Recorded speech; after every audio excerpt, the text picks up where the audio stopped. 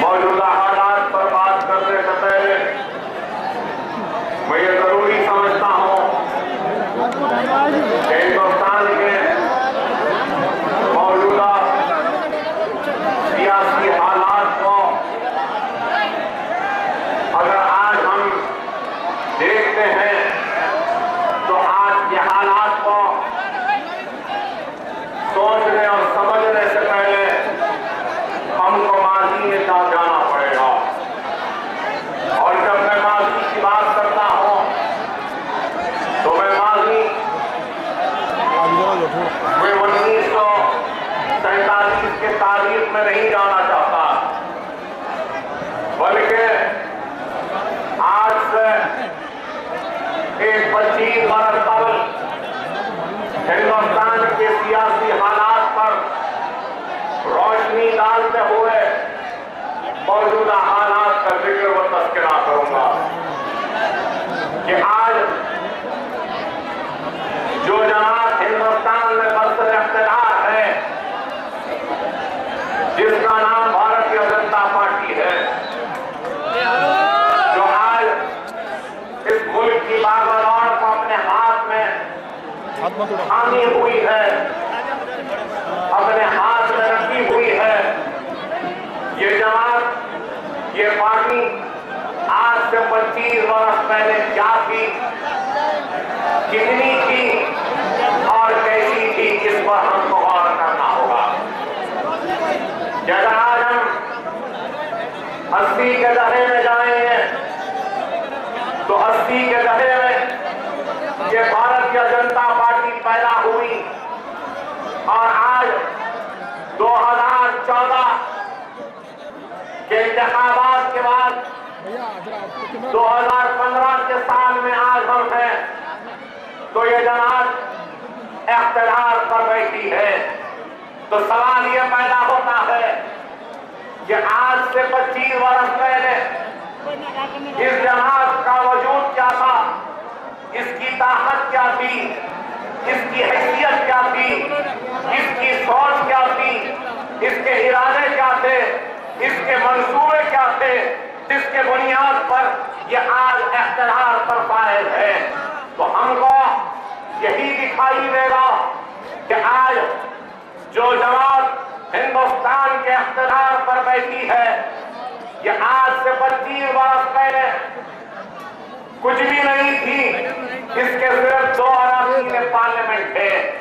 तो सवाल यह पैदा होता है कि 2 अराकीन पार्लियामेंट से लेकर आज ये हिंदुस्तान की पार्लियामेंट में सबसे बड़ी जमात कैसे बनी, किन मंसूबों को लेकर आगे बढ़कर बनी, किन इरादों को लेकर आगे बढ़ी, क्या वादे कर आगे बढ़ी। अगर हम भारतीय जनता पार्टी की तारीख पर अगर नजर डालेंगे तो इस जमात की तारीख में हमको कोई कामयाबियां नजर नहीं आएंगी, मुल्क के खुशहाली का कोई जिक्र नहीं नजर आएगा, मुल्क की तरक्की के कोई मंसूबे नजर नहीं आएंगे, मुल्क को ताकतवर बनाने के कोई इरादे नजर नहीं आएंगे। बल्कि इस जमात की तारीख पर अगर हम नजर डालेंगे तो सिर्फ इस जमात की पॉलिसी प्रोग्राम अगर कुछ है और कुछ था और कुछ रहेगा तो वो सिर्फ यही रहेगा कि हिंदुस्तान की सबसे बड़ी अक़लियत मुसलमान को डराया जाए, धमकाया जाए, उनके मसाजिदों को शहीद करते हुए, उनके दिलों में खौफ का पैदा करते हुए इख्तिलाल की तरफ आगे बढ़ते जाए।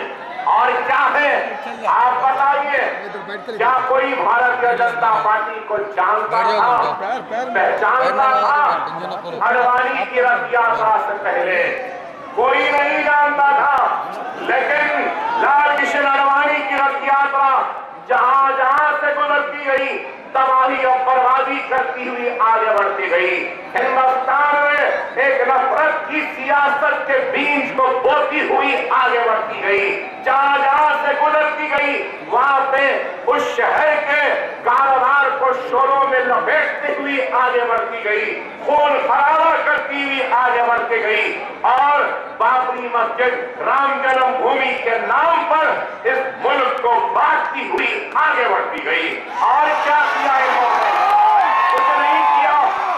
और फिर हिंदुस्तान की तारीख का एक सियाह दिन जिसको ये मुल्क कभी भूल नहीं सकता, और वो दिन था 6 दिसंबर 1992 था, जिस दिन हिंदुस्तान के सेकुलरिज्म की सबसे बड़ी इमारत और मुसलमानों की इबादत का बाबरी मस्जिद को इन फिरका परस्तों ने शहीद किया और उस बाबरी मस्जिद की जगह राम की मंदिर का संग बुनियाद रख दिया और राम मंदिर और राम की मूर्ति को वहां पे बिठा दिया।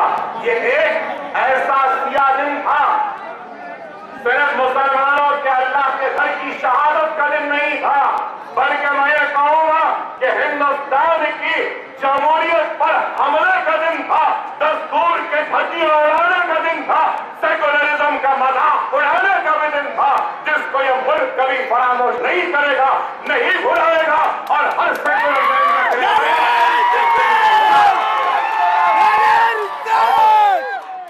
बाबरी मस्जिद की शहादत के बाद इनके कदम आगे बढ़ते गए, ये आगे बढ़ते गए, इख्तिलार की तरफ आगे बढ़ते गए।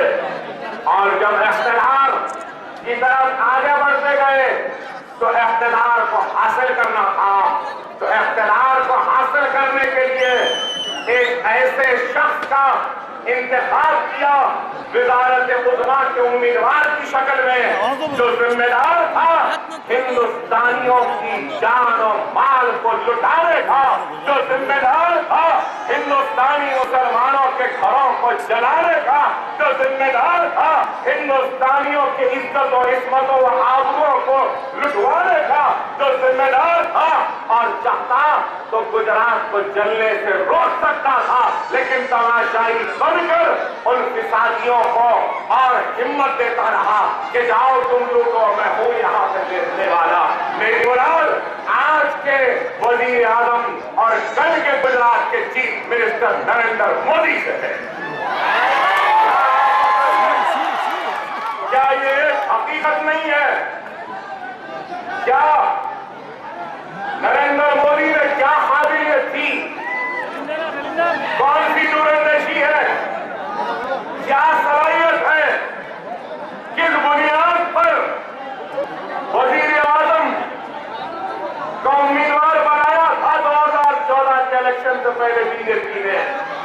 सिर्फ गुजरात को जलाने का इनाम मिला तो वज़ारत उज़्मा का उम्मीदवार बना दिया गया। क्या यही है? अरे वाजपेयी ने जिस शख्स के लिए कहा था कि राजधर्म का पालन करो, आज इनको वो शख्स मौजूद ही था हिंदुस्तान का वजीर आजम बनने के लिए। आप बताइए, अगर गुजरात के 2002 के फिसादात को अगर निकाल दिया जाए तो नरेंद्र मोदी के पास कुछ भी नहीं है, सिर्फ गुजरात को जलाने का इनाम, गुजरात के मासूमों की जानों को जलाने का, बस्तियों को जलाने का, जानों को खत्म करने का, बच्चों को यतीम करने का, मां और बहनों की आबरू को लूटने का इनाम अगर नरेंद्र मोदी को बीजेपी ने दिया तो वज़ारत उज़्मा का उम्मीदवार बना। लेकिन इससे हटके क्या है? और आज महीने का अरसा गुजर गया, क्या मुल्क में खुशहाली आई? क्या मुल्क में तरक्की आई? क्या मुल्क में महंगाई कम हुई? क्या मुल्क की बेरोजगारी कम हुई? क्या मुल्क की जो महंगाई थी क्या कम हुई? क्या मुल्क की मईशत में सुधार आया? क्या आया? 8 महीने में कोई भी तब्दीली नहीं आई, लेकिन ये जरूर हुआ कि चाय वाले को पहनने के लिए बहुत अच्छा सूट मिला।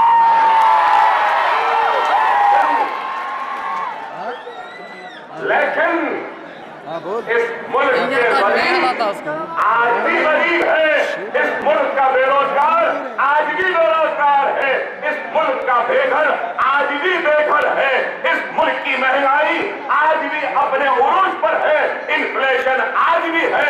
कोई तब्दीली नहीं आएगी, कुछ भी नहीं आया। 15 लाख हर हिंदुस्तानी के पास आएंगे, इतना ब्लैक मनी है। ब्लैक मनी यहाँ तो नहीं आया, लेकिन एक चाय वाले को बड़े अच्छे अच्छे कपड़े पहनने को मिल गए।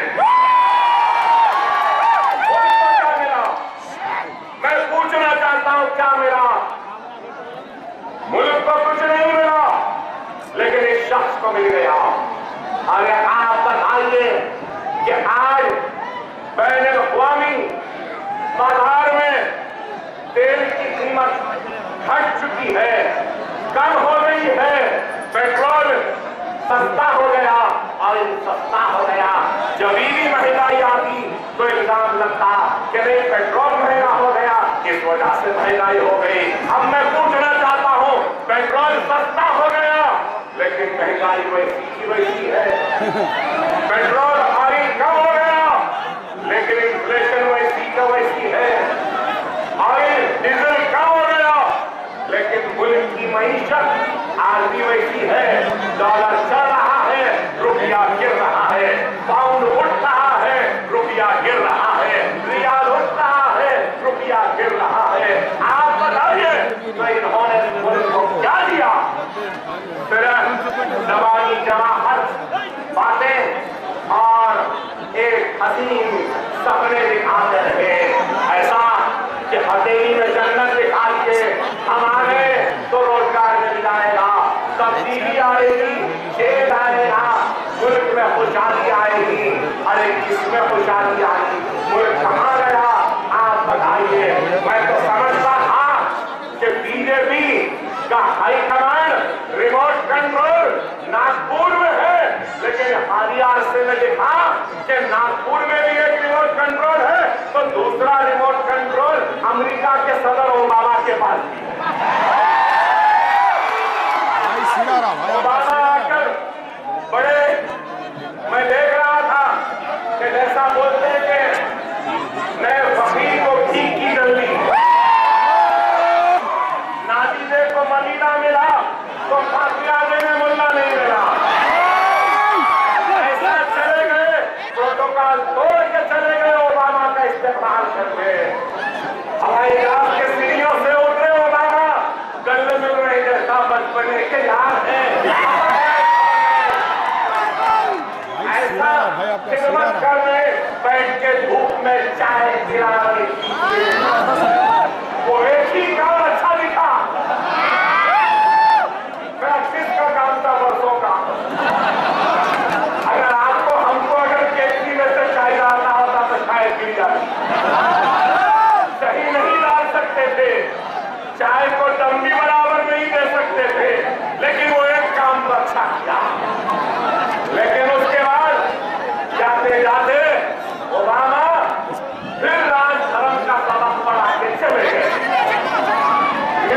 खाए पिए गले मिले सब हुआ, जाते जाते बोल के गए कि अगर आज को तकलीफ हो रही होगी हिंदुस्तान में जो आज आना तो आज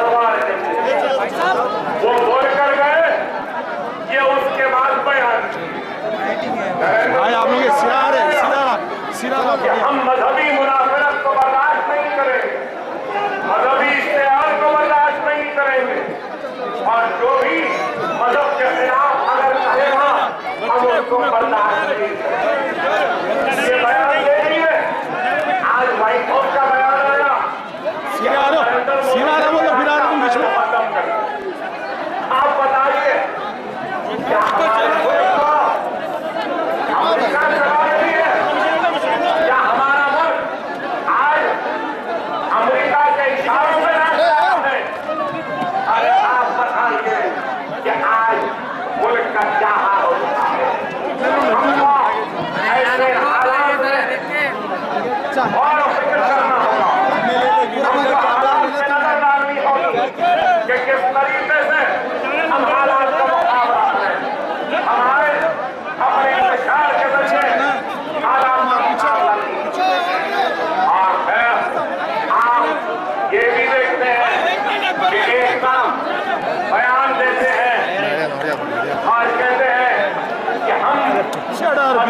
रोटी आ रही है आपकी, जो भी मदद के खिलाफ अगर बोलेगा हमारी हुकूमत के खिलाफ, मेरा आज सवाल है नरेंद्र मोदी से कि बताओ, है हिंदुस्तान के वजीर आजम नरेंद्र मोदी, तुमने ये बयान दिया, तो आज सवाल ये है ऊपर कर लो ना कि तुम्हारी कैबिनेट में एक नहीं, दो नहीं, 3 ऐसे मिनिस्टर हैं। एक मिनिस्टर कहता है जो नरेंद्र मोदी के खिलाफ आवाज उठाएगा वो पाकिस्तान को चलेगा।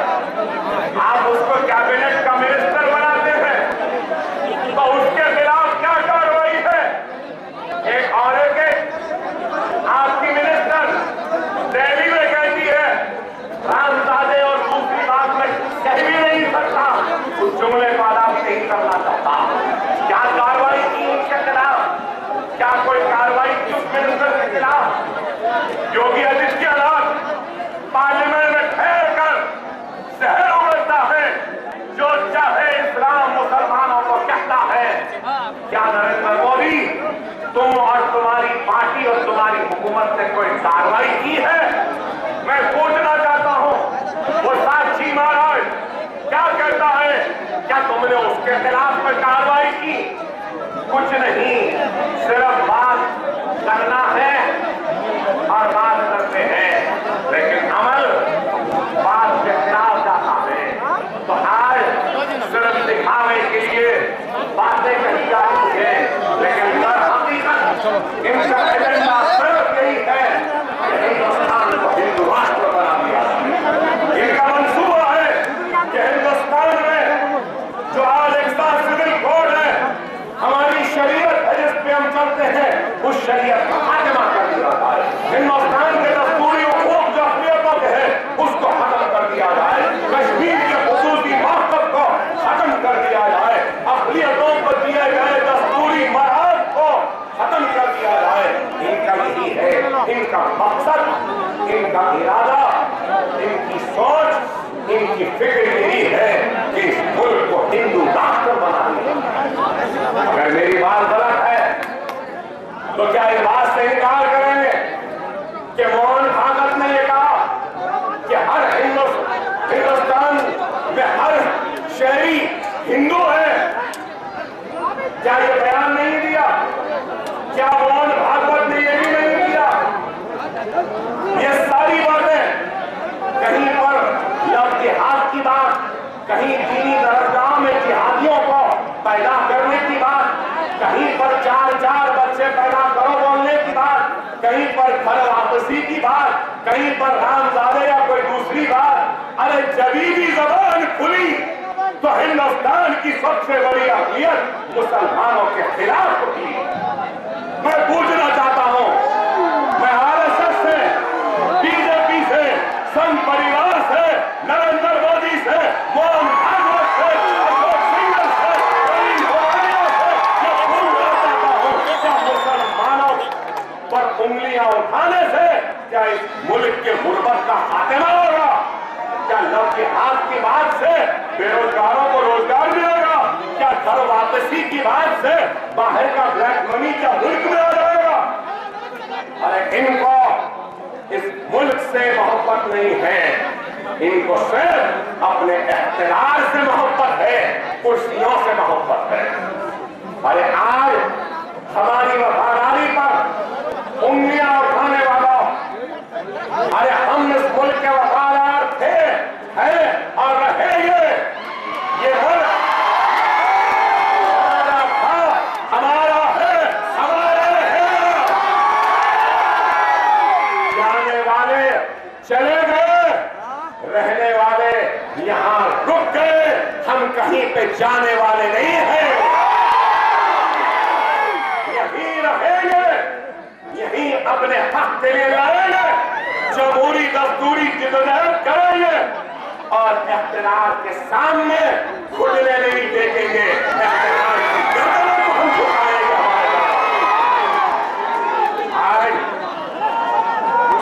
आज सिर्फ इल्जाम, सिर्फ बातें और सिर्फ नफरत की सियासत के जरिए इस मुल्क के इख्तियार पर बैठना चाहते हैं। स्वच्छ भारत के नाम पर हिंदुस्तान के हर बड़े छोटे के हाथ में झाड़ू कट्टा दे दिए। कोई कचरा फेंकवा रहा है, दूसरा उठवा रहा है। बड़े बड़े एक्टर झाड़ू के कट्टे लेके निकल गए। अरे मैं कहूंगा हमारा मुल्क हिंदुस्तान बहुत अच्छा है, बहुत साफ है, सुथरा है। हमारे इस मुल्क की सबसे बड़ी अगर कोई गंदगी है तो वो बीजेपी संघ परिवार आरएसएस। अगर इस मुल्क को स्वच्छ भारत बनाना है तो इस गंदी सोच का खात्मा करना है, इस गंदी फिक्र का खात्मा करना है। हमारे मुल्क को अगर कुछ लेके डूबेगी तो इनकी ये गंदी सोच, गंदी फिक्र और सिर्फ नफरत की सियासत इस मुल्क को लेके डूबेगी। और आज जब हम अपने हक के लिए आवाज उठाते हैं तो हम अच्छे नहीं दिखते, हम बुरे दिखते हैं। ये खराब है।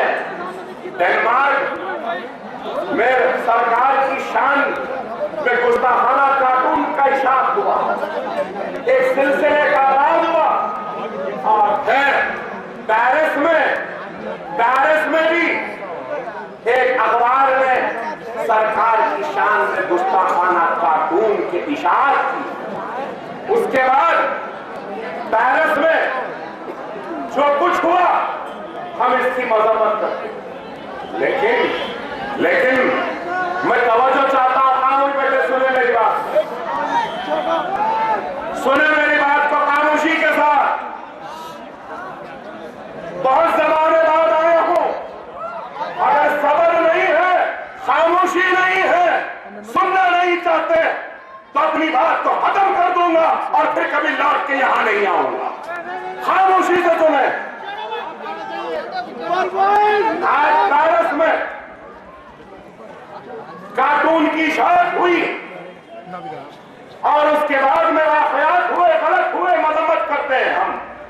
हर मुसलमान मजम्मत करता है, लेकिन उसके साथ साथ मुसलमान इस बात का भी एहतजाज करता है कि हमारे मजहबी जज्बात को मजरूह न करो। अगर यूरोप में ईसा अलैहिस्सलाम के खिलाफ अगर एक लफ्ज भी कोई कहता है तो उसको सूली पर लटका दिया जाता है। क्या यह कानून नहीं है? जब ईसा अलैहिस्सलाम के खिलाफ गुस्ताखी पर सूली है तो हर मजहब के मानने वालों के ऊपर अगर कोई भी गुस्ताखी हो तो उन सबको भी सूली की सजा होनी चाहिए। क्या यह बात गलत नहीं? मैंने हिंदुस्तान के टेलीविजन पर और वो टेलीविजन जो रोजाना Akbar Owaisi hate speech, Akbar Owaisi hate speech बताते 9 बजे जरूरी है 10-15 दिन में अकबर ओवैसी का नाम लेना। 15 दिन में एक मरतबा अकबर ओवैसी का नाम होना ही होना। किसी को 9 बजे, किसी को 10 बजे, किसी को 7 बजे। मैं देखकर हैरत में था।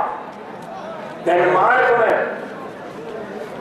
गुस्ताखाना कार्टून्स के इशारे पर बड़े बड़े मुबाहिस हुए। हर चैनल पर क्या मुबाहिस हुए? इज़हारे हक की आजादी, इज़हारे बयान की आजादी, right to speech, right to expression. पूरे लोग बैठ के बात कर रहे हैं कि नहीं, इंसान को हक है, वो उसको आजादी है, वो जो चाहे बोल सकता है। आजादी है, जो चाहे लिख सकता है। आजादी है, जो चाहे उतार सकता है। कौन लोग बोल रहे हैं? जो अकबरुद्दीन ओवैसी के तहरीर और आजादी पर उंगली उठाए थे। वाह! हम बोले तो इजहार आजादी नहीं है, इजहार हक की आजादी नहीं है, राइट टू स्पीच नहीं है, फ्रीडम ऑफ एक्सप्रेशन नहीं है। हम कुछ नहीं बोल सकते, लेकिन हमारे खिलाफ कोई बोला तो वो बोल सकता। कितने दोगले हैं तुम लोग।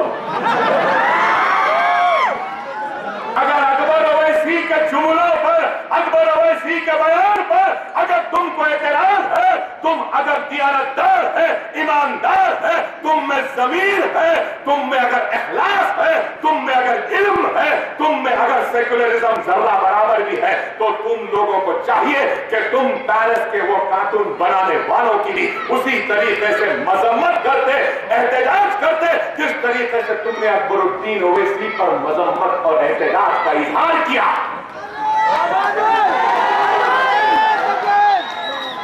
कोई जवाब है?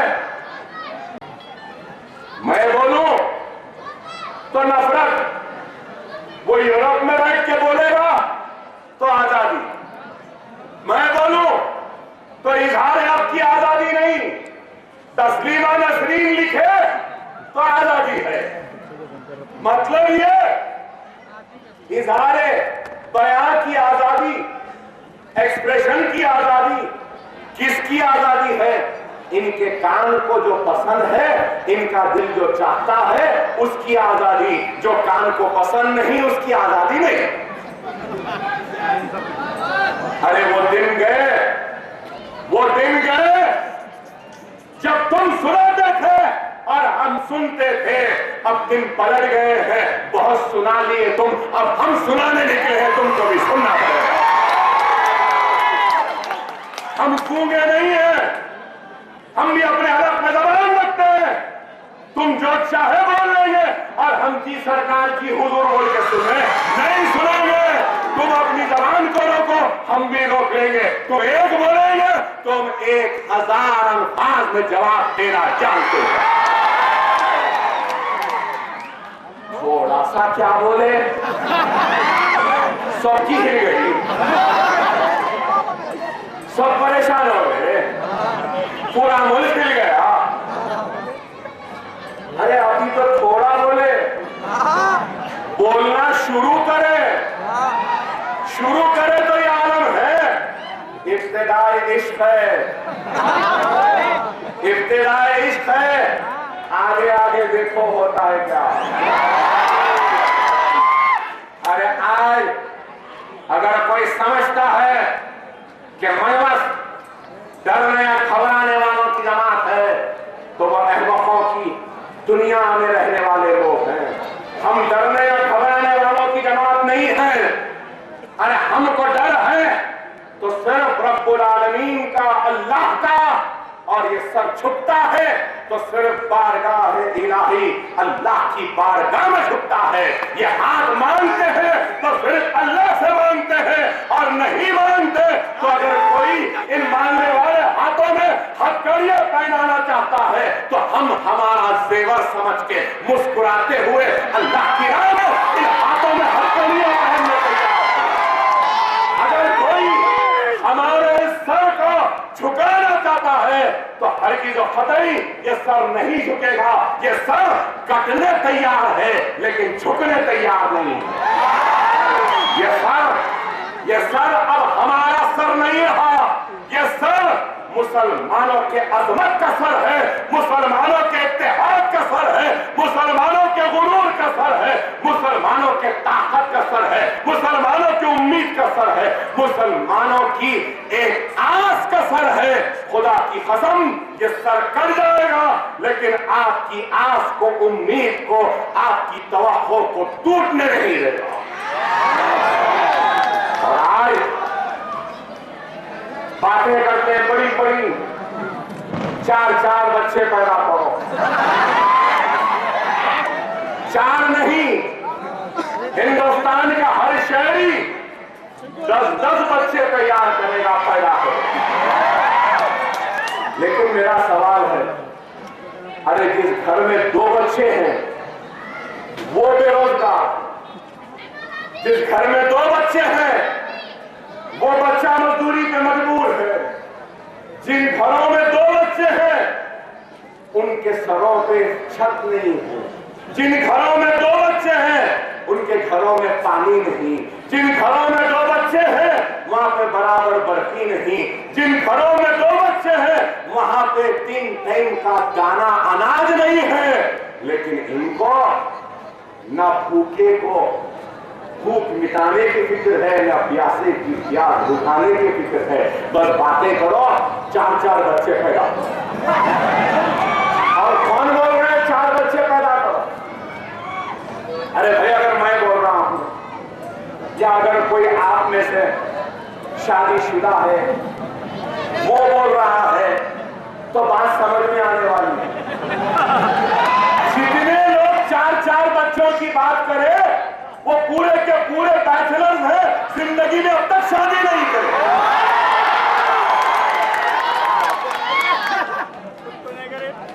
उनको पैदा करना नहीं आया लोगों को। अब मैं ये बोलूं तो बोलते हैं बरसात कुछ भी करूं। अरे मैं गलत नहीं बोल रहा हूं, सही बोल रहा हूं। आरएसएस की सोच क्या है? आरएसएस की किताब पढ़कर देखिए, नौजवान इंटरनेट पे जाके थे। आरएसएस का सबसे बड़ा मकसद है सनातन धर्म की खिदमत। और उसके बाद लिखते हैं अगर सनातन धर्म की खिदमत करना है तो शादी नहीं करना। ये बैचलरों का क्लब है, बैचलरों का मरकज है। खुद तो कोई जिम्मेदारी उठाना नहीं चाहते, खुद तो कोई घर बसाना नहीं चाहते, खुद तो किसी के मांग में सिंदूर नहीं भरना चाहते, खुद शादी नहीं करेंगे, दूसरों को बोलेंगे 4-4 पैदा। आप बताइए, आज ये अजीब और गरीब है, बड़ा तमाशा है। बहरहाल मेरे भाई, हमको देखना है, समझना है कि यह मुल्क कहां जा रहा है। खुदारा गौर करो, समझो मेरी बातों को। यह मुल्क तबाही और बर्बादी की तरफ आगे बढ़ रहा है। यह मुल्क जहां बढ़ रहा है तेजी से, अगर इस मुल्क के नसीब में अगर तबाही और बर्बादी लिखी जा चुकी है तो इस मुल्क की तबाही और बर्बादी के नसीब की लकीरों को अगर कोई बदल सकते हैं तो हिंदुस्तान के 25 करोड़ मुसलमान इस मुल्क की तबाही के नसीब को बदल सकते हैं और खुशहाली में ला सकते हैं। और कोई अगर हमसे हमारे वफादारी का सर्टिफिकेट मांगता है तो मैं ये कहना चाहता हूं, हमसे वफादारी का सर्टिफिकेट ना मांगो। हम इस मुल्क के वफादार हैं और इस बात से कोई इनकार नहीं कर सकता। हम जमहूरी दस्तूरी जिद्दोजहद में यकीन रखते हैं और जमहूरी और दस्तूरी जिद्दोजहद के जरिए हम अपने हक को हासिल करेंगे। लेकिन नरेंद्र मोदी ये बात जरूर करूंगा कि हिंदुस्तान पे जितना तेरा हक है उतना अकबरुद्दीन ओवैसी का भी इस मुल्क को नरेंद्र मोदी कोई पहले दर्जे का शहरी नहीं, अकबर ओवैसी कोई दूसरे दर्जे का शहरी नहीं। जितना वो इस मुल्क का शहरी है उतना मैं भी इस मुल्क का शहरी हूं। जिस तरीके से सनातन धर्म को मानने वाला, पूजने वाला अपने माथे पर तिलक लगा सकता है, एक ब्राह्मण अपने माथे पर तिलक लगा सकता है, सनातन धर्म का मानने वाला हर शख्स अपने माथे पे तिलक लगा सकता है। दूसरा, जितना एक सिख अपने सर पे पगड़ी बांध सकता है। तीसरा, जिस तरीके से एक गिरजा का फादर या ब्रदर अपने सीने पर एक क्रॉस की लकीर डालकर घूम सकता है, उतना ही इस मुल्क का मुसलमान अपने चेहरे पे दाढ़ी पालकर सर पे टोपी पहन के घूम सकता है।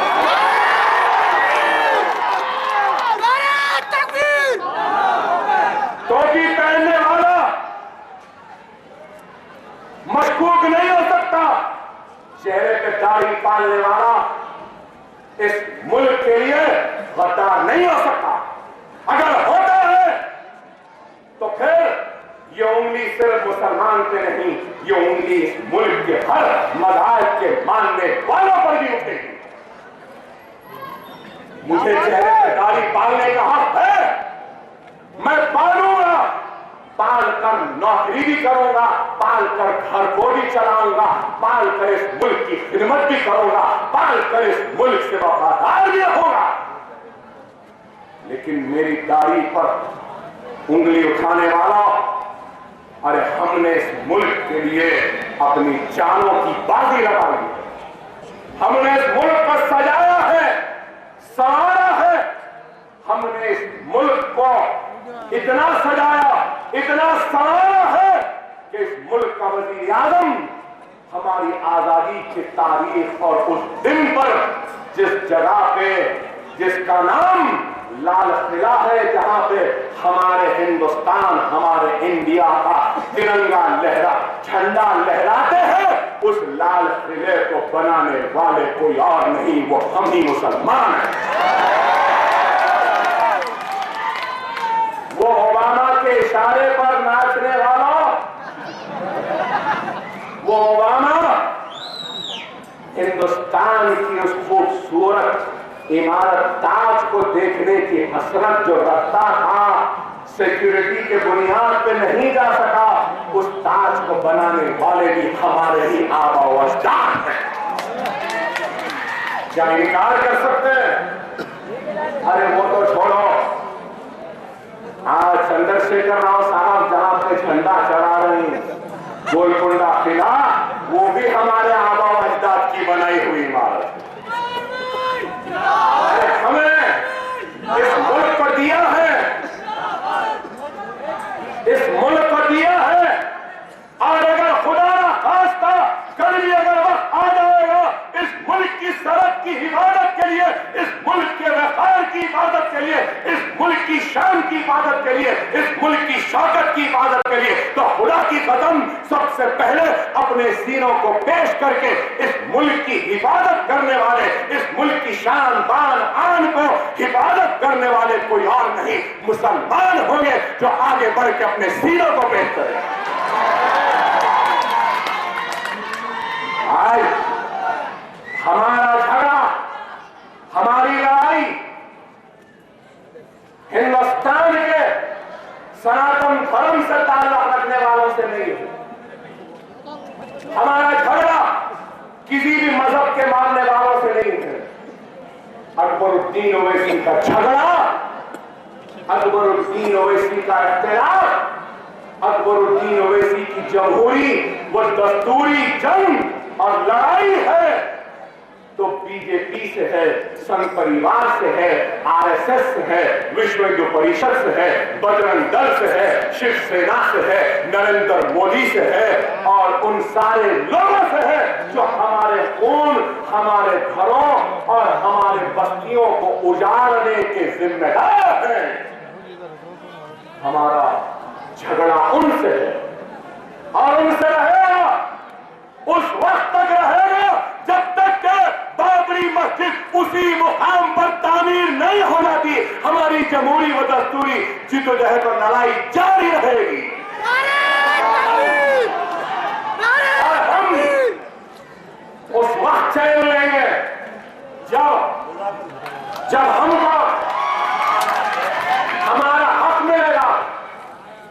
हम उस वक्त तक चैन से नहीं बैठेंगे जब तक कि गुजरात में लुटने वाले एक एक हिंदुस्तानी मुसलमान को इंसाफ नहीं मिलता। हम उस वक्त तक चैन से नहीं बैठेंगे जब तक नरोदिया पातिया में मरने वाले मुसलमानों को इंसाफ नहीं मिलता। हम उस वक्त तक चैन से नहीं बैठेंगे जब तक कि वेस्ट बेथरी में मुसलमानों को मारने वाले उन दरिंदों को सजा नहीं हो जाती। हम उस वक्त तक चैन से नहीं बैठेंगे जब तक कि इशरत जहां को के अफराद खानदान को इंसाफ नहीं मिलता। हम उस वक्त तक चैन से नहीं बैठेंगे जब तक कि सोहराबुद्दीन के कातिलों को सजा नहीं मिल जाती। हम उस वक्त तक चैन से नहीं मिले बैठेंगे जब तक कि एहसान जाफरी की बेवा को इंसाफ नहीं मिल जाता। हम उस वक्त तक चैन से नहीं बैठेंगे जब तक कि मुजफ्फरनगर के मुसलमानों को इंसाफ नहीं मिलता। हम उस वक्त तक चैन से नहीं बैठेंगे जब तक कि वो सारे गुजरात के पुलिस वालों को सूलियों पर नहीं लटकाया जाता। हम चैन से नहीं बैठेंगे। हम उस वक्त तक चैन से नहीं बैठेंगे जब तक कि अमित शाह को जेल में नहीं डाला जाता हम उस वक्त तक चैन से नहीं बैठेंगे। गुजरात का सबसे बड़ा मुजरिम नरेंद्र मोदी को सूली पर नहीं चढ़ाया जाता। हम उस वक्त तक चुप नहीं बैठे, हम उस वक्त तक चैन से नहीं बैठेंगे। अरे आज बड़ा डर है इनको, हमसे डर है। अकबर ओवैसी यूपी जाना चाहते हैं, नहीं जा सकते। बंबई में जलसे को गया, जलसे का परमिशन दिए, बंबई पहुंचा, जलसे का परमिशन कैंसल, जलसा नहीं कर सकते। हुमनाबाद में जलसे का परमिशन दिए, आज हुमनाबाद में जलसा था, हुमनाबाद जाना था, परमिशन दिए, मोबाइल पब्लिसिटी का परमिशन दिए, बैनर लगा लिए, ग्राउंड का परमिशन दिए, सब दिए। निकल रहा था, बोल दिए कि अकबर साहब जलसा तो छोड़ो, 1 महीने तक कर्नाटक की सरहद में आप नहीं आ सकते। यूपी जाते नहीं, वहां जा सकते नहीं। अरे हमारा हुसूल क्या है? क्या मेरे इख्तियार में बस्तियां जली? क्या मेरे इख्तियार या मेरी हुक्मरानी में इज्जतें लुटी? क्या मेरे हाथ में पुलिस थी और बस्तियां जल गई? अरे आप बताइए, गुजरात को जलाने वाले, गुजरात को लूटने वाले, गुजरात को खाक की ढेर में तब्दील करने वाले दरिंदे इख्तियार के मजे लूट सकते हैं, इख्तियार पे बैठ सकते हैं। और मैं जो लुटा हूं, जो तबाह हुआ हूं, जो बर्बाद हुआ हूं, मैं अपने भाइयों के पास जाकर दिलासा भी नहीं ले सकता। बताओ, मैं पूछना चाहता हूं, मेरी बात का जवाब है तो दे दो। मुझे रोकने वालों, अगर तुम्हारे पास जवाब है तो दे दो। एक हिंदुस्तानी की हैसियत से क्या मुझे हिंदुस्तान में घूमने फिरने की आजादी नहीं है? क्या मैं जमहूरी जद्दोजहद का हिस्सा नहीं बन सकता? क्या मैं दस्तूरी जद्दोजहद का हिस्सा नहीं बन सकता? क्या मैं इंतखाबात नहीं लड़ना? क्या मैं अपनी हक के लिए जमहूरी और दस्तूरी जद्दोजहद नहीं करना? ठीक है, अगर नहीं करना तो क्या करना मुझे बता दो, मैं वो करने तैयार हूं। अगर ये नहीं करना है तो क्या करना है बता दो, मैं करने तैयार हूं। क्या मैं जमहूरियत का हिस्सा ना बनूं? क्या मैं दस्तूर का हिस्सा ना बनूं? क्या मैं जमहूरी जद्दोजहद ना करूं? तो क्या करूं फिर बताओ? आज मैं पूछना चाहता हूं, अरे तुमको तो चाहिए चंद टकों पे बिकने वाले लोग, अरे तुम हमको खरीद नहीं सकते इसलिए हमको रोक रहे हो। दुनिया की कोई दौलत, कोई ताकत मंजरस को नहीं खरीद सकती। दुनिया का कोई अमीर तरीन आदमी ना सदुद्दीन ओवैसी को खरीद सकता है, ना गुरुद्दीन ओवैसी को खरीद सकता है, क्योंकि हम तो बिक चुके हैं पहले, हम तो फरोख्त हो चुके हैं पहले। अब तू क्या खरीदेगा नरेंद्र मोदी? है बीजेपी, तू क्या खरीदेगी हमको? एक मुसलमान उस वक्त फरोख्त हो जाता है जब वो मुसलमान ला इलाहा इल्लल्लाह मुहम्मद रसूलुल्लाह कलमा पढ़ता। हम फरोख्त हो चुके हैं अल्लाह और उसके रसूल मोहम्मद मुस्तफा सल्लल्लाहु अलैहि वसल्लम के नाम पर, उनकी उम्मत के। लेकिन आज ये लोग हमको रोक रहे हैं। अरे क्यों रोक रहे हैं? आज सारा का सारा मीडिया परेशान। मजलिस बंबई में जीत गई, महाराष्ट्र में जीत गई, कैसा जीते देखे? बोलते थे ना मजलिस, अरे पाटा बस्ती की जमात बोलते, पाटा बस्ती वो पुरानी शहर की जमात बोलते, छोटी जमात बोलते। कैसा खुल गई छोटी जमात,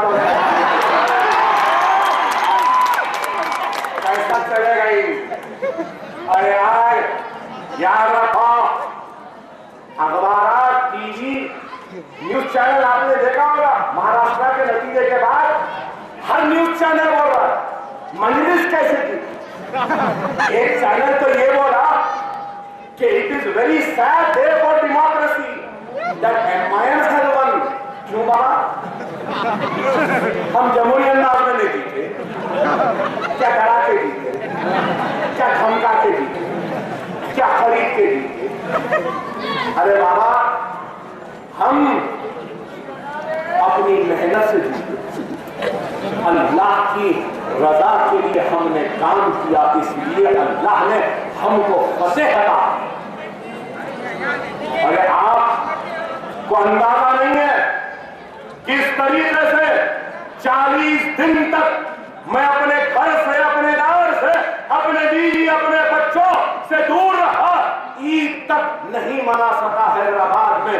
मुंबई में ईद मनाई, बैठे रहा, जलसों में गया तो लोग कहते थे कि दीवाना है, खड़ा है, बोल रहा है, लेकिन इस दीवाने ने किसी की परवाह नहीं की। बस एक जुनून था, और वो जुनून ये था कि मुसलमानों को एक मर्कज़ सियासी बनाएंगे, उनका हक दिलाएंगे, उनके लिए लड़ेंगे, उनकी आवाज बनेंगे। और आज मुंबई का मुसलमान कहता है कि बहुत दिन बाद हमने नारे तकबीर अल्लाह अकबर की फिजाओं को महाराष्ट्र में गूंजते हुए सुना है। और मैं बोलूं तो आप यकीन नहीं करेंगे, मेरी हर तकरीर के बाद मैं नारे तकबीर का नारा लगाता हूं। आपको सुन के हैरत होगी कि महाराष्ट्र में, शोलापुर में, नांदेड़ में, मुंबई में, मुमरा में, भिवंडी में बीजेपी, शिवसेना और नेशनलिस्ट कांग्रेस के जलसों में और उनके रैलियों में एक नारा लग रहा था, और वो नारा क्या था आपको मालूम? नारे तकबीर अल्लाह अकबर। आप बोलिए क्या है? जादू ऐसा चढ़े, ऐसा चढ़े कि सर चढ़ के बोले हम वो जादूगर हैं कि शिवसेना की रैली में नारे तकबीर बोले, कांग्रेस की रैली में, बीजेपी नेशनलिस्ट पार्टी में तो लोग बोले अब्बा साहब आप कितने सीट जीतेंगे? मैंने कहा हम जीत गए। बोले कैसा जीते? अरे ये नारे तकबीर अल्लाह अकबर जो गूंज रही है अखियार के पास, यही मेरी कामयाबी है। अरे हमने ये काम किया, आप बताओ मेरे भाई, क्या हमने आपके वक़ार को बुलंद किया या नहीं किया? क्या आपकी इत्तेहाद की आवाज को हिंदुस्तान में पहुंचाया या नहीं पहुंचाया? क्या हम आपके नारों को, आपकी हिम्मत को, आपकी दुआओं को लेकर हमने हिंदुस्तान के मुसलमानों को बेदार किया या नहीं किया? आज बड़ी बात से तो तौबा, और बड़ी बात नहीं, अल्लाह का शुक्र है, एहसान है अल्लाह का, सदक़ाए नबी करीम सल्लल्लाहु अलैहि वसल्लम का, और ये अल्लाह की दुआएं हैं कि अगर हैदराबाद का कोई एक शख्स दुनिया के किसी कोने में, छोड़ो हिंदुस्तान के किसी कोने में चला जाए और जाकर ये बोले कि मैं हैदराबाद से आया हूं, तो उस शहर का लोग हाथों हाथ लेकर पूछते हैं, अरे क्या तुम उस हैदराबाद से आए हो जहां पे असदुद्दीन ओवैसी, अकबरुद्दीन ओवैसी रहते हैं? क्या ये सही है नहीं है?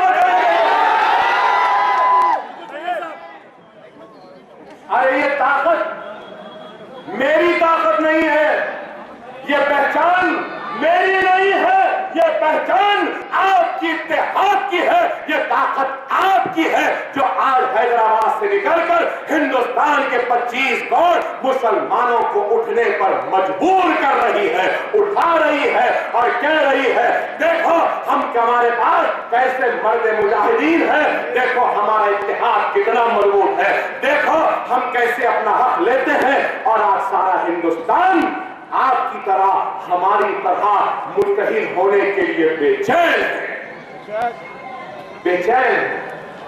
लेकिन याद रखो नौजवानों, अगर तुमको जिंदगी में अगर कामयाबी हासिल करनी है, अपनी जिंदगियों से अंधेरों का खात्मा करना है, अपनी जिंदगियों से मायूसियों को निकालना है, तो सबसे पहले मेरे तकरीर पर चीखने चिल्लाने और नारे लगाने वाले नौजवानों, अगर तुमको अपनी नाकामी को कामयाबी में बदलना है तो सबसे पहले अपने अल्लाह को राजी कर लो, अपने अल्लाह को मना लो। और अल्लाह किससे राजी होगा?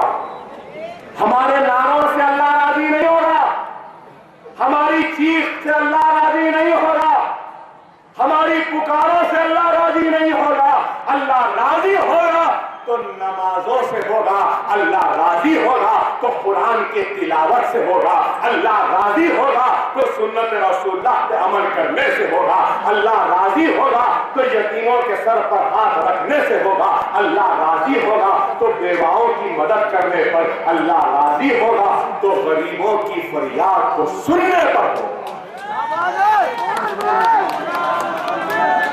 मेरी तकरीर इतनी देर की मैं उस वक्त कामयाब समझूंगा जब इस मजमे में से अगर एक भी नौजवान कल से नमाज का पाबंद बन जाएगा तो मैं समझूंगा कि मेरी तकरीर कामयाब हुई, मेरा आना कामयाब हुआ और मेरा मुस्तकबिल भी कामयाब होगा। बाबरी मस्जिद का गम अपने दिल में रखने वालों नौजवानों मुसलमानों, बाबरी मस्जिद का गम है तो सिर्फ बाबरी मस्जिद के गम में काली झंडियां लहराने से गम नहीं होगा। बाबरी मस्जिद का गम है तो अपने महल्ले के मसाजिदों को आबाद बनाओ, सजदों से भर दो अल्लाह के घर को और अल्लाह के घर में सफों की लाइन लगा दो, फजर की नमाज को जाओ, सोहर को जाओ और दुनिया को बताना तुमने एक मस्जिद गिराए थे ना, आज हम 1 लाख मस्जिदों को आबाद करेंगे और उस हर मस्जिद में अल्लाह की बारगाह में सजदा करने वालों के सरों का समंदर बना देंगे। अल्लाह से राजी होगा। नमाज ठंडक है। अरे दुनिया की फिक्र करने वाला नौजवानों, रसूलुल्लाह सल्लल्लाहु अलैहि वसल्लम के हदीस शरीफ है, दुनिया और आखिरत के बारे में जब साहबा कराम ने पूछा तो सरकार ने इरशाद फरमाया कि इस उंगली को समुद्र में डुबाओ, जितनी उंगली भीगेगी ये तुम्हारी जिंदगी है और समुंदर तुम्हारी आखिरत है। तो आपको अपनी उंगली के भिगोने की मानिंद जिंदगी की फिक्र है, समुंदर के मानिंद आखिरत की फिक्र नहीं। तो बताओ अल्लाह मदद करे तो फिर कैसे करेगा? अरे ये दुनिया खत्म होने वाली। और एक हदीस शरीफ बयान करो, मैं अमीर हूं, मैं रईस हूं, मैं दौलतमंद हूं, लेकिन एक अमीर, एक दौलतमंद, एक रईस से पहले जन्नत में कौन जाएगा आपको मालूम? एक गरीब जाएगा। और गरीब कितना पहले जाएगा? एक अमीर से, दौलतमंद से आधा दिन पहले जाएगा। आधा दिन कितना होगा? आधा दिन 500 बरस के बराबर होगा। अगर आप गरीब हैं तो आप मायूस ना हो, अल्लाह का शुक्र अदा करो कि जन्नत में आप मुझसे पहले जाएंगे क्योंकि आप गरीब हैं और मैं अमीर। अरे गौर करो, अरे इस्लाम कैसा मजहब, इस्लाम क्या कह रहा है? खुदा नौजवानों यहां खड़े हो तुमरा, हम सियासतदानों की, हम गुनहगारों की तकरीर को सुनते हो, जिस तवज्जो से हम गुनहगारों की तकरीर को सुनते हो, इस तवज्जो से उलमाओं और नेक बंदों की तकरीर को भी सुनो, वो तुम्हारे आखिरत का सबक बनेंगे। अरे आज दुनिया का ये आलम है और हम जहां खड़े हो जाए तो सुनने आलिम दीन खड़ा होता है तो लोग सुनने को तैयार नहीं। अरे इस अमल को खत्म करना, खुदा नमाजों के पाबंद बनाओ। उसके साथ ही साथ मैं हाथ जोड़कर कहूंगा कि अल्लाह के वास्ते अकायद, मसलक और मकतब के झगड़ों में मत जाओ मेरे भाई। कोई फातिहा देता है तो दे देने दो, जो नहीं देता नहीं देने दो। कोई दरगाह को जाता है जाने दो, नहीं जाता नहीं जाने दो। अरे हम अगर एक दूसरे से लड़ेंगे तो याद रखो, जब दुश्मन वार करता है, हमारे गले पे छुरी चलाता है, हमारे बस्तियों को जलाता है, हमारे ऊपर गोलियां चलाते हैं, हमको जेल में डालते हैं, तो ये नहीं देखते कि ये फातिहा वाला है या बगैर फातिहा वाला है। यही नहीं देखते कि दरगाह जाने वाला है या नहीं। यही देखते हैं कि ला इलाहा इल्लल्लाह मुहम्मद रसूलुल्लाह कलमा पढ़ने वाला। खुदा इसको दूर करो, इस झगड़े में न जाओ। अरे आज दुश्मनों की क्या कमी है कि हम अपने सफों में दुश्मनी पैदा करेंगे। न करो, खुदा न करो। जिंदगियों में इस्लाह लाओ, माशरे में तब्दीली लाओ। अगर कोई यहाँ पे शराबी है तो मैं कहूंगा कि शराब तर्क कर दे। जहांगीर बादशाह, मुगलों के बड़े बादशाह, कसरत माफ करना, जहांगीर नहीं बाबर कसरत से शराब पीते थे।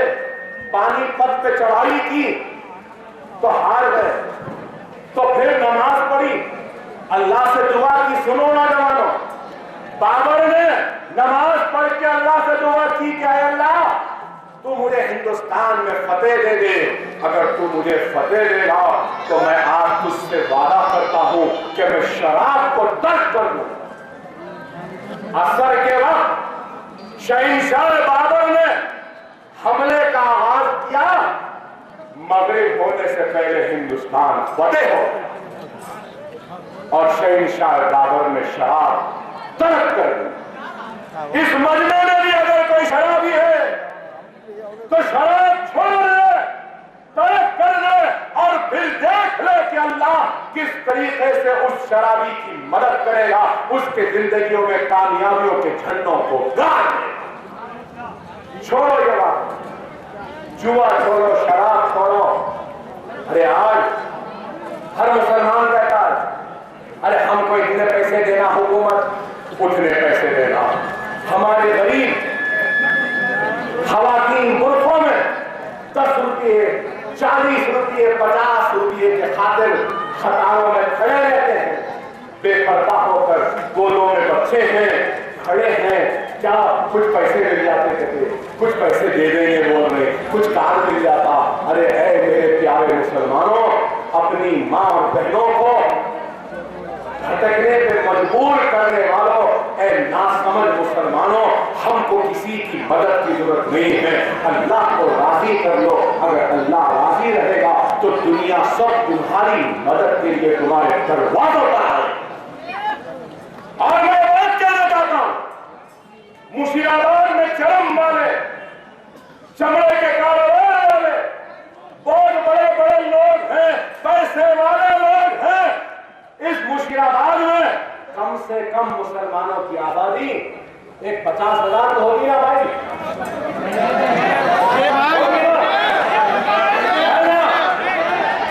चलिए मैं 5,000 मुसलमानों से कहूंगा कि 5,000 मुसलमानों में ऐसे मुसलमान भी होंगे जिनको चाय का शौक होगा, ऐसे मुसलमान होंगे जिनको सिगरेट की आदत होगी, ऐसे मुसलमान होंगे जो कभी कभार सिनेमा भी देख लेते, ऐसे मुसलमान होंगे जिनको किसी न किसी शौक की आदत होगी। चाय पीने वाला दिन में एक चाय तो नहीं पिए, सिगरेट पीने वाला एक सिगरेट तो नहीं पिए। सही है ना? एक चाय कितने में भाई? 10 रुपए। दिन में 3-4 चाय तो पीते होंगे ना चाय पीने वाले, तो 40 रुपये हो गए ना। सिगरेट पीने वाला एक 8 सिगरेट 10 सिगरेट तो दिन में पिएगा ना। एक सिगरेट 1 रुपये में तो है शायद, इससे बढ़ के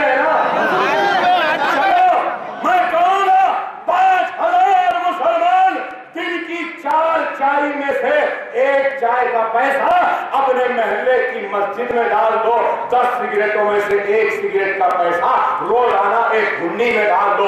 अगर 5000 मुसलमान दिन को 1 रुपया भी डाल देंगे तो दिन को 5000 होगा, और एक महीने पे कितना होगा? कितना? 1.5 लाख। एक साल में कितना होगा? 18 लाख। सिर्फ 5000 लोग 1-1 रुपया डाल दिए तो गोलकपुर में 1 करोड़ से ज्यादा पैसा हम खुद जमा कर सकते हैं। हमको किसी के पास हाथ फैलाने की, मांगने की जरूरत नहीं है। हम खुद अपने यतीम बच्चियों की शादी कर सकते हैं, अपने बच्चों को स्कूल भेज सकते हैं, गरीब मुसलमानों को कारोबार पे लगा सकते हैं, हम खुद अपनी मदद कर सकते हैं। क्या ये बात सही है? नहीं? बताओ मेरे भाई। क्या इस मजमे में खड़े लोगों के पास 1 रुपया भी नहीं है? तो शुरू करो कल से ये काम, शुरू करो ये काम। क्यों मांगते हो किसी से? याद दिलाऊं तुमको, बगदाद की गलियों में एक वक्त ऐसा भी था, मुसलमान अपनी ज़कात को बंडियों पे डाल के घूमते थे और पूछते थे क्या कोई ज़कात लेने वाला है, तो हर घर से आवाज आती थी हम लेने के मौक़िफ़ में नहीं है, हम देने के मौक़िफ़। आज क्यों किसी के मदद के मुंतज़िर रहते हो? अल्लाह सुब्हानहू व तआला कुरान में इरशाद फरमाता है कि मैं उस वक्त तक बंदे की मदद नहीं करूंगा जब तक कि वो खुद अपनी मदद नहीं करता। आप अपनी मदद करेंगे इंशाअल्लाह। उठो मेरे प्यारे मुसलमानों, उठो, वक्त की नज़ाकत को समझो। हम गैर नहीं है, आपके अपने हैं। हम अपनी जानों को धोखों में डालकर, खतरों में डालकर, अपने घर को छोड़कर बाहर घूम रहे हैं तो किसके लिए? कभी महाराष्ट्र, कभी कर्नाटक, कभी उत्तर प्रदेश, कभी बिहार। किसके लिए? हम अपने लिए नहीं, अल्लाह की रजा के लिए, अपनी आखिरत के लिए, मुसलमानों के व्यवहार के लिए, मुसलमानों की इज्जत के लिए, मुसलमानों के हक के लिए। और हम आपके हक को हासिल करने के लिए लड़ते लड़ते इस दुनिया से रुखसत भी हो जाए। खुदा समझो मेरे भाई, समझो मेरे भाई, वक्त और हालात की नज़ाकत को। मजलिस सिर्फ ज़बानी जमा खर्च नहीं करती। असेंबली में आपने देखा ईद के दूसरे दिन की छुट्टी कौन करवाए? ईद हो गई, दूसरे दिन जल्दी जल्दी जाना है। फिर मुसलमान जरा रात में जागता ना, आदत है मस्जिद जाती हूँ। ईद का दिन है तो ज्यादा जाते हैं, सुबह उठ के काम को जा सकते हैं। फिर संगात को 2-2 दिन की छुट्टी, इसको 2-2 दिन, इसको 2-2 दिन। हमारी ईद को भी 2 दिन होना नहीं होना। 2 दिन छुट्टी हम करा लिए, नहीं कराए? अच्छा कराए, नहीं कराए? जो भी इम्तिहान लिखा तेलुगु में इतने मार्क्स 35 कर दिए थे, 20 मार्क्स करवा दिए, नहीं करवा दिए ना। इंशाअल्लाह अब आने वाली असेंबली में एक और चीज में कराऊंगा।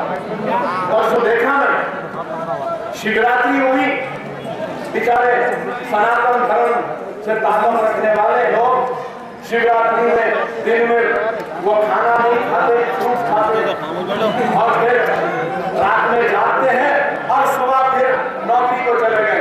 इंशाअल्लाह हम इन लोगों के वास्ते भी शिवरात्रि के 2 छुट्टियों का मुतालबा करें। वो तुम्हारा अमल है, ये हमारा अमल है। वो तुम्हारी तालीम है, ये हमारे आका मोहम्मद मुस्तफा सल्लल्लाहु अलैहि वसल्लम की तालीम है। बीजेपी वाले नहीं उठाया तब की बात, बेचारा लक्ष्मण भी नहीं उठाया।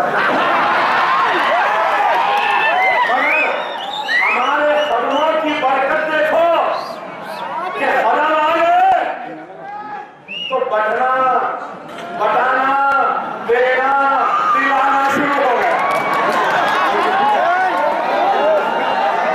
तो आप दुआ करिए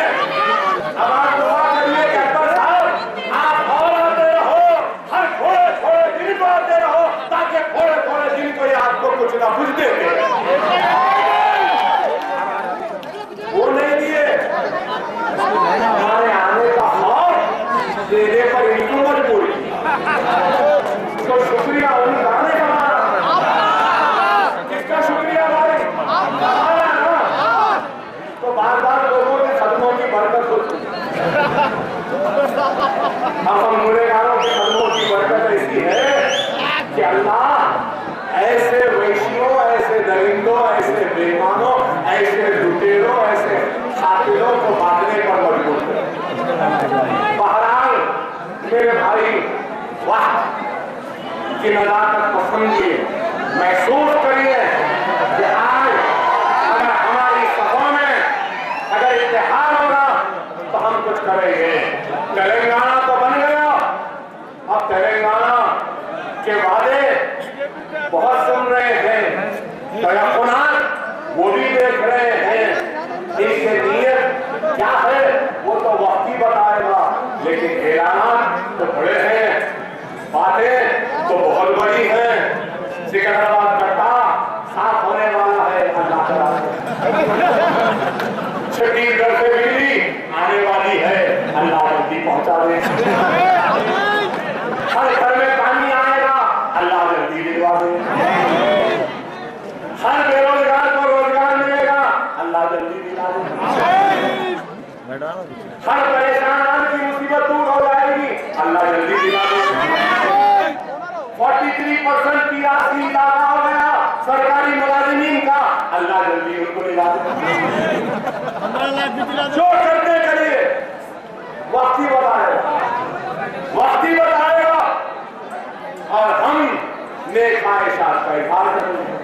हमें खुदा में आए 5 रुपये खाने का लंगर लगा दिए जीएसटी की जाने से, 4000 जिसका टैक्स है उसका टैक्स माफ कर दो, हम ये बात बोल दी। अरे हम काम कर रहे हैं, 12% रिजर्वेशन देंगे बोले, अल्लाह जल्दी दिला दो।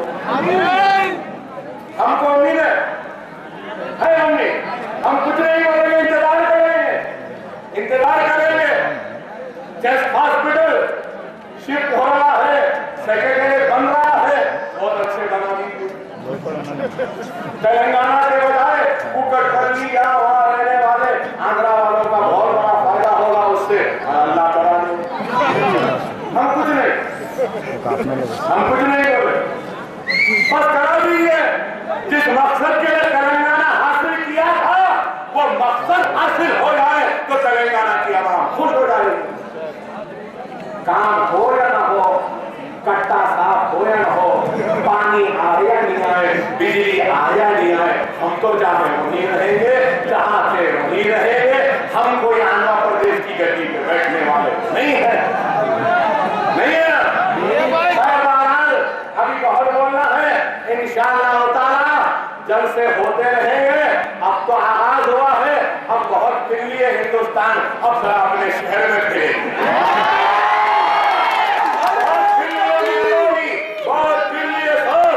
अपने शहर में फिरेंगे।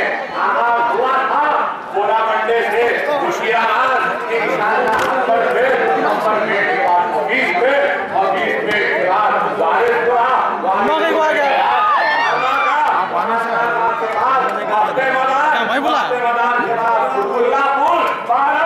हम यही फिरेंगे और फिर असेंबली होगी तो असेंबली में भी मैंने एक किस्सा जब सुनाया था, कौन सा किस्सा मालूम? इंशाअल्लाह असेंबली में एक नया किस्सा भी सुनाया।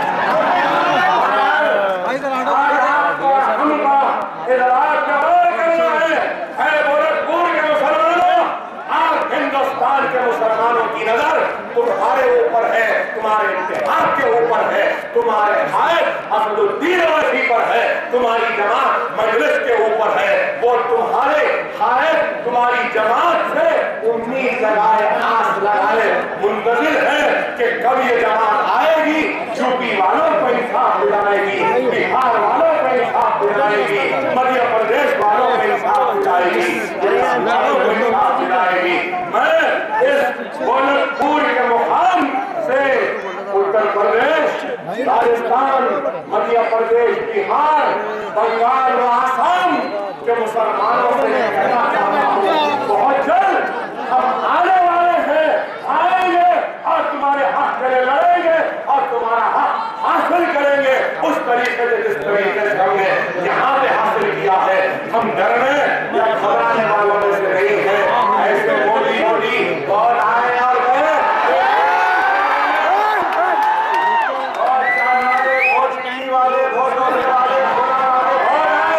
और चले गए, लेकिन हम जिद्दोजहद करेंगे और हक को हासिल करेंगे। मेरी इतनी देर की तकरीर, मेरा हथिया, मेरी ताकत, मेरी हिम्मत, बोला पूरा बहुत जोश था, बहुत जज्बा, बहुत उथल पुथल की सुनना चाहते थे। मगर कहूँगा नौजवान, मेरा मुझसे वादा करो, नमाज